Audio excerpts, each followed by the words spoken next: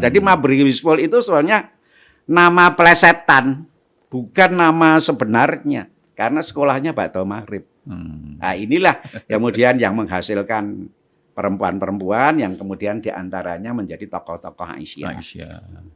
Nah, tahun 1914, ini anak-anak muda yang dari Mabri School itu dihimpun dalam perkumpulan Sopo Tresno. 14. Tahun 17 dibimbing oleh Aisyah menjadi Aisyah. Tapi tahun ini sudah Muhammadiyah sudah berdiri karena Aisyah tahun 17. Itu, Pak. Nah, tadi ya, jadi berdirinya Muhammadiyah ini nggak bisa lepas dari pengaruh Budi Utomo ya? Iya. Pastinya ya. Nah, itu Budi Utomo itu kan gerakan politik ya? Budi Utomo gerakan politik. Pasti gerakan politik kala itu ya.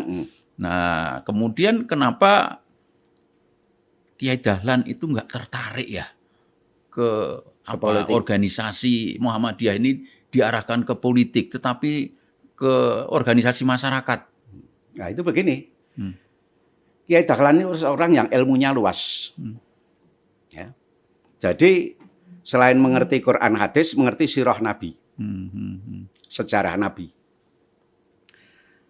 Nabi itu tidak berjuang politik pada waktu awal. Tapi setelah hijrah ke Madinah dan pada saat deklarasi Piagam Madinah, itu Nabi diangkat menjadi kepala negara. Politik baru akhir. Nah, Kiai Dahlan itu ngerti, politik itu bagian dari agama. Bukan Islam itu bagian dari politik. Maka ketika menyusun anggaran dasar untuk tahun berdirinya itu, orang-orang Muhammadiyah banyak minta bantuan, ada dari Budi Utomo, ada dari termasuk dari Haji Agus Salim. Agus Salim itu pemikirannya politik.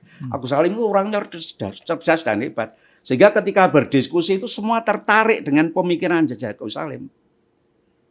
Nah, kemudian hampir saja, tapi kemudian Kiai Dahlan memukul meja itu dengan agak keras.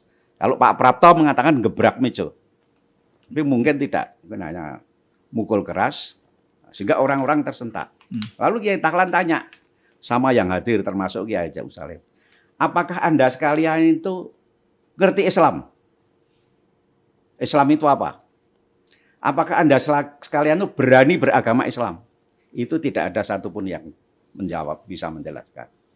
Akhirnya kembali kepada itu, bahwa Muhammadiyah itu gerakan, bukan gerakan politik, tapi adalah menjunjung tinggi ajaran Kanjeng Nabi Muhammad.